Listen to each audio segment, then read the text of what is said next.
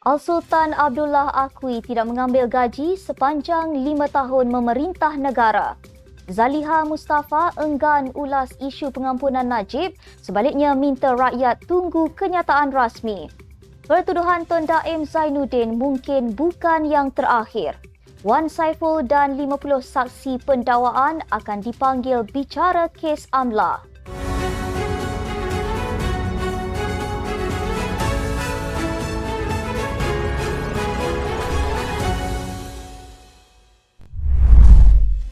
Bismillahirrahmanirrahim. Assalamualaikum warahmatullahi wabarakatuh. Salam Malaysia Madani.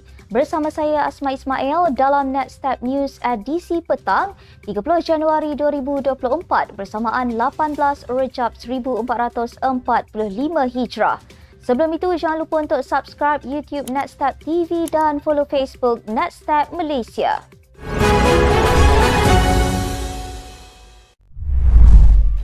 Al-Sultan Abdullah Riayatuddin Al-Mustafa Billah Shah mengakui tidak mengambil gaji yang di-Pertuan Agong sepanjang 5 tahun memerintah negara. Baginda juga mendedahkan detik awal memikul tanggungjawab sebagai ketua negara yang bukan sahaja dalam keadaan sukar akibat pergolakan politik ketika itu, malah berada dalam kekaburan dengan jawatan dan peranan yang perlu disandang. Mengimbau semula kenangan dilantik memasuki Istana Negara pada 31 Januari 2019, Al-Sultan Abdullah bertitah baginda sendiri pada awalnya tidak tahu peranannya sebagai ketua negara. Turut hadir Raja Permaisuri Agong Tunku Azizah Aminah Maimunah Iskandariah, Al-Sultan Abdullah memegang tampuk kepimpinan negara bermula 31 Januari 2019. Susulan itu, Sultan Johor Sultan Ibrahim Sultan Iskandar dilantik sebagai Yang di-Pertuan Agong ke-17 dan akan bersemayam selama 5 tahun berkuat kuasa 31 Januari ini. Menteri di Jabatan Perdana Menteri Wilayah Persekutuan Dr. Zaliha Mustafa enggan mengulas berkaitan keputusan mesyuarat Lembaga Pengampunan sama ada membuat keputusan membebaskan atau tidak bekas Perdana Menteri Datuk Seri Najib Razak. Sebaliknya, beliau meminta orang ramai menunggu kenyataan rasmi berkaitan perkara itu. Pagi ini, tular sebuah portal menyiarkan laporan yang memetik sumber tidak didedahkan dan mendakwa Najib mendapat pengampunan.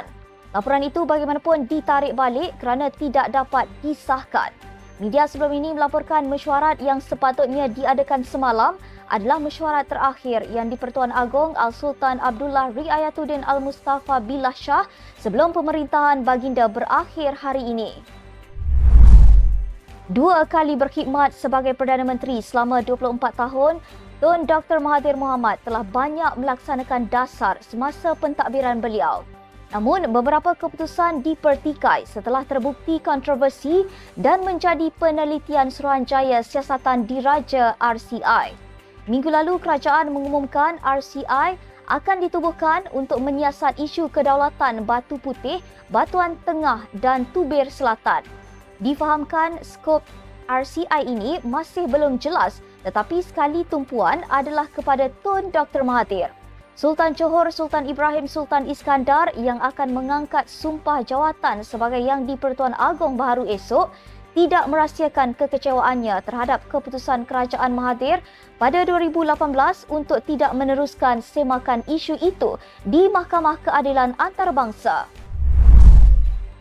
Pertuduhan terhadap bekas Menteri Keuangan Tun Daim Zainuddin kerana tidak patuh terhadap arahan mengisytiharkan harta mungkin bukan yang terakhir. Ia ekoran terdapat beberapa lagi siasatan berhubung kesalahan lain iaitu salah guna kuasa dan pengubahan wang haram. Menurut Ketua Suruhanjaya Pencegahan Rasuah Malaysia SPRM, Tan Sri Azam Baki, siasatan bagi 2 jenis kesalahan itu tetap diteruskan walaupun Daim sudah diheret ke mahkamah. Siasatan terhadap Daim dibuat di bawah Seksyen 23 Akta SPRM 2009 salah guna kuasa untuk suapan dan Seksyen 4-1 Akta Pencegahan Pengubahan Wang Haram, Pencegahan Pembiayaan Keganasan dan Hasil daripada Aktiviti Haram 2001, Pengubahan Wang Haram. Daim semalam dituduh di Mahkamah Session Kuala Lumpur atas kesalahan gagal mematuhi notis SPRM untuk mengisytiharkan harta merangkumi 38 syarikat, 25 unit hartanah, 7 kenderaan mewah serta 2 akaun dana pelaburan. Konspirasi untuk memecah belahkan keutuhan Bersatu didakwa gagal selepas semua kepimpinan parti menyatakan sokongan untuk berdiri teguh di belakang Tan Sri Muhyiddin Yassin selaku Presiden. Perkara itu dimaklumkan Ahli Majlis Pimpinan Tertinggi MPT Bersatu, Datuk Seri Muhammad Azmin Ali melalui satu muat naik di Facebook malam tadi. Katanya, usaha musuh yang berkonspirasi untuk memecah keutuhan Bersatu telah gagal dan berkecai. MPT sebulat suara mendukung dan mempertahankan kepimpinan Tan Sri Muhyiddin Yassin sebagai Presiden Bersatu dan Pengerusi Perikatan Nasional PN.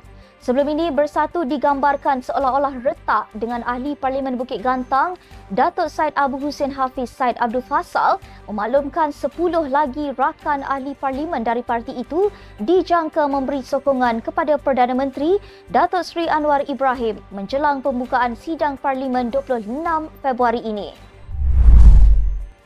Seramai 50 saksi pendakwaan akan dipanggil memberi keterangan dalam bicara kes pengubahan wang haram dan rasuah dihadapi bekas Ketua Penerangan Bersatu Wan Saiful Wan Jan berhubung projek Jana Wibawa di Mahkamah Session. Timbalan Pendakwa Raya Rashidah Murni Azmi memaklumkan perkara itu semasa pengurusan kes di hadapan Hakim Rozina Ayub. Peguam Chetan Jethwani yang mewakili Ahli Parlimen Tasik Glugur itu berkata pihaknya belum menerima pernyataan saksi pendakwaan tetapi telah menerima 4 ikatan dokumen berkaitan kes dan berharap pernyataan saksi dapat diberi lebih awal bagi membuat persediaan sebelum perbicaraan bermula. Rozina berkata, tarikh perbicaraan pada 25 hingga 27 Mac, 29 dan 30 April dan 20 hingga 21 Mei, 19 hingga 21 Jun, 24 dan 25 Jun, 10 hingga 12 Julai serta 8 dan 9 Ogos dikekalkan selain menetapkan tarikh tambahan bicara pada 19 hingga 23 Ogos. Difahamkan antara saksi yang akan dipanggil ialah kaki tangan bank dan Suruhanjaya Syarikat Malaysia serta ahli politik. Ciapan balas Menteri Besar Selangor Datuk Seri Amiruddin Syahari yang menyekolahkan penyokong Perikatan Nasional PN berhubung peruntukan pembangkang di negeri itu mengundang pelbagai reaksi ramai.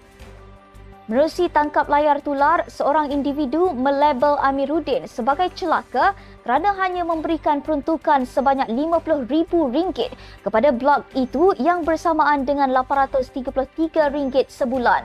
Amiruddin kemudian membalas kepada ciapan itu menjelaskan bahawa perkara tersebut tidak benar kerana RM50,000 yang diperuntukkan adalah untuk pejabat sahaja. Beliau juga sempat membalas sinis dengan mengatakan Tan Sri Abdul Hadi Awang ketika menjadi Menteri Besar Terengganu juga tidak pernah memberi peruntukan kepada pembangkang sekaligus mempersoalkan adakah itu juga dikira celaka. Ucapan balas tersebut mengundang reaksi ramai selepas Sitro PN itu selamba kena tapau dengan Amiruddin. Sekian sahaja untuk edisi petang ini. Ikuti perkembangan semasa isu-isu panas politik Malaysia setiap hari hanya di Netstep News. Jangan lupa untuk follow Facebook Netstep Malaysia dan subscribe YouTube Netstep TV. Netstep Malaysia menjangkau informasi mengorak inspirasi. Saya Asma Ismail. Assalamualaikum dan salam sejahtera.